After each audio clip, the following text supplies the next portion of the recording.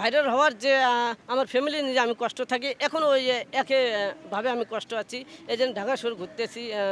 দেখি সামনে কল্পনা আছে, আগে ভাইরাল হওয়ার আগে যে আমি শ্রমিকের কাজ করছিলাম, বিল্ডিংয়ের রড মিস্ত্রির শ্রমিক।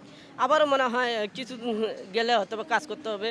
তারপর আমার ফ্যামিলিতে লোক বেশি, যেমন আমার ছোট ভাই একটা কুড়িগ্রাম শহরে আলিয়া মাদ্রাসায় ক্লাস 10-এ পড়ে, তার পড়াশোনা আছে, তার মেস ভাড়া যে রুম ভাড়া আছে, এরকম ইত্যাদি ইত্যাদি আর কি সমস্যা আছে, কাঁচা বাজার আছে। এইরকম 4-5 জন আর কি আমার সংসার চালাতে হয়। এইরকম হিমশিমে আমি খাইতেছি। পরে সামনে আর কি কাজ করব আর কি আমি। হ্যাঁ, আবার ইনশাল্লাহ আগের কাজ করব, পাশাপাশি আমার ভালোবাসার মানুষের কাছে আবার ভালোবাসা ভিডিও দেবো আর কি ইনশাল্লাহ। আমি এত ভাবি না বলে আমি এত মানুষের দেশের বাইরে মানুষের ভালোবাসা পাবো। আমি ভাবছিলাম হয়তো আমার চর অঞ্চলগুলো বাংলাদেশের এগুলো তুলে ধরবো, অথবা সরকার শুনবে, এগুলো সরকার কাজ করবে, এটা কল্পনা করছিলাম। আমি জানি মানুষের ভালোবাসা পাবো, মানুষের ভালোবাসা পেয়ে আমি অনেক খুশি।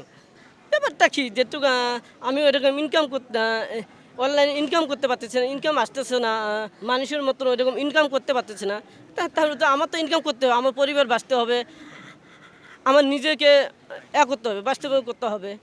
যেমন আমার বাড়িতে বাড়ি চালা নাই, ওটা ঘর নাই।